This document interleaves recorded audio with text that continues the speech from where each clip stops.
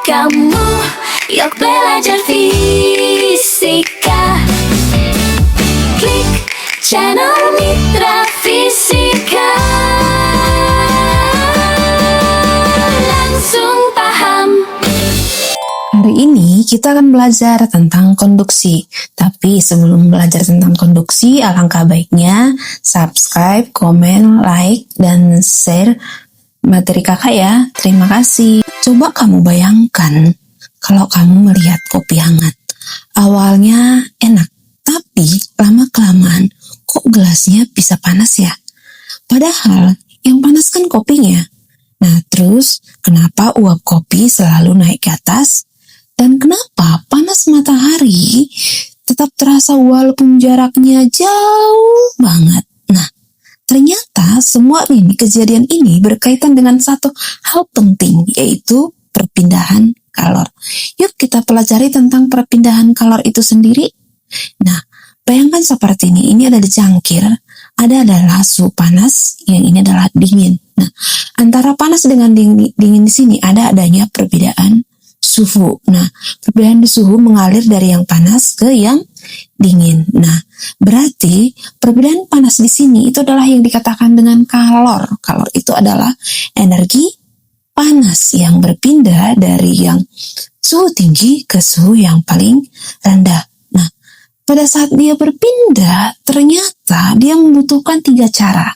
Yang pertama, itu adalah lewat sentuhan atau konduksi. Yang kedua, lewat aliran atau konveksi. Yang ketiga, itu adalah tanpa perantara atau radiasi. Nah, kita pelajari terlebih dahulu tentang konduksi ya. Nah, saat kamu pegang gelas kopi panas dari kopi berjalan pelan-pelan lewat gelas.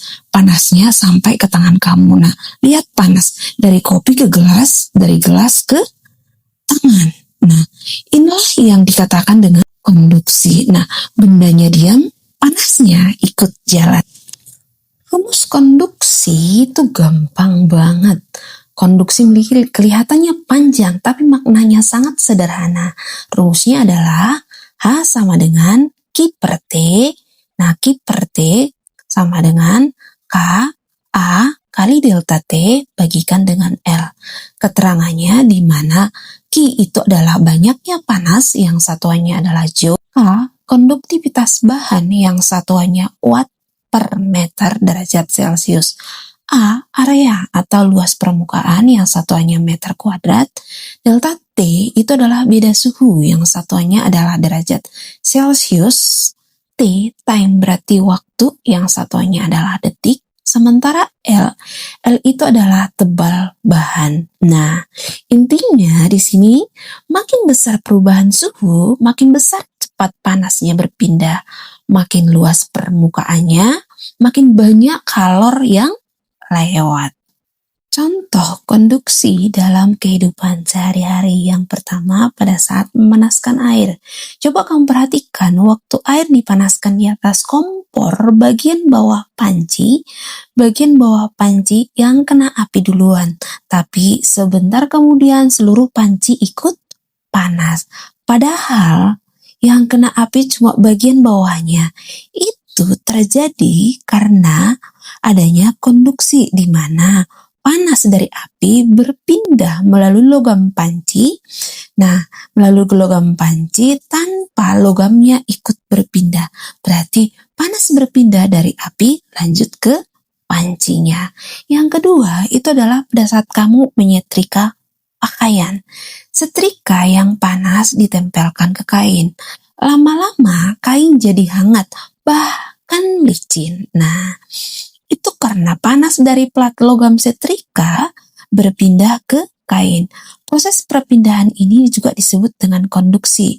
Panas bergerak lewat benda padat tanpa partikel ikut berpindah.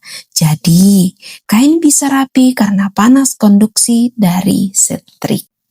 Agar kamu lebih paham tentang materi konduksi, kita lanjut ke contoh soalnya. Contoh soalnya seperti ini. Saat kamu istirahat, kamu megang gelas kaca berisi kopi hangat selama 1 menit. Dinding gelas memiliki ketebalan 0,5 cm dan luas permukaan gelas yang bersentuhan dengan tangan sebesar 200 cm². Gelas tersebut terbuat dari kaca dengan koefisien konduktivitas termal 0,8 watt meter derajat Celcius. Perbedaan suhu antara kopi dan tangan adalah 40 derajat Celcius. Setelah beberapa saat, tanganmu terasa semakin panas. Besar kalor yang berpindah dari kopi ke tangan selama kamu memegang gelas tersebut adalah, sebelum kita bahas tentang contoh soalnya, kita gambar terlebih dahulu kopinya. Segelas kopi ini nanti panasnya berpindah dari kopi ke gelas ke tangan. Yang kita buat dulu diketahuinya apa? Yang diketahuinya K-nya sebesar 0,8 watt per meter derajat Celcius. Lanjut, A-nya adalah 200 cm². Mesti kamu ganti ke meter kuadrat. 200 cm ke meter kan 2 tangga ya, berarti karena ini pangkat 2 berarti dibagi 10.000. Berarti 0,02 meter pangkat 2. Selanjutnya delta T, perbedaan suhunya atau kenaikan suhunya itu adalah 40 derajat Celcius. Sementara membutuhkan timenya berapa tadi? Membutuhkan waktunya 1 menit. 1 menit jika diganti ke sekon berarti 1 menit itu adalah 60 sekon. Sementara long, panjang ketebalannya 0,5 cm. Mesti kamu ganti ke meter berarti dibagi 100 berarti adalah 0,005 meter. Yang ditanya di soal berapa kalor? Kalor yang berpindah dari kopi ke tangan berarti disimbolkan sebagai Q. Berarti untuk mencari Q berarti H sama dengan Q per T, K, A, delta T bagikan dengan L. Ingat kata-kata katel biar lebih cepat kamu hafal. Berarti kita buat tadi K-nya berapa? K-nya kalau kita tulis, jika kita tulis di sini, K-nya tadi 0,8,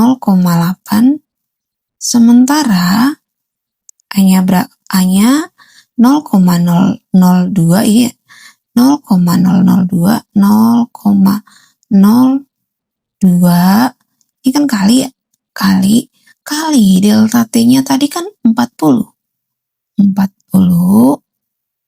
bagi berapa L-nya? L-nya adalah 0,005 berarti 0,005, nolnya ada 2 ya, berarti 005. Ini kan Q per T, berarti Q per time-nya tadi berapa? 60. Berarti ini kamu kali silang dong. Ini kali silang.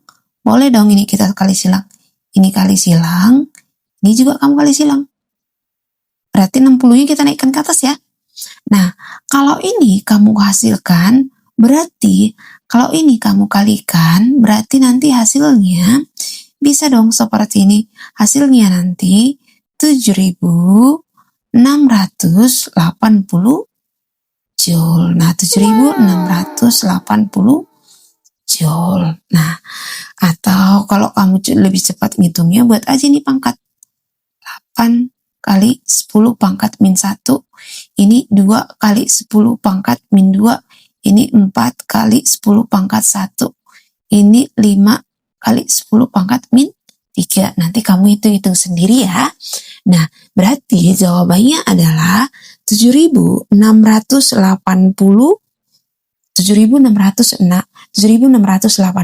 Joule. Yang artinya selama 1 menit panas sebesar 7.680 Joule berpindah lewat gelas. Materi konduksi sangat mudah bukan? Sampai di sini dulu pertemuan kita adik-adik. Semoga kamu paham tentang materi konduksi. Jika ada yang mau dikomen, silakan di-share di kolom komentar ya. Terima kasih. Sampai jumpa. Bye-bye.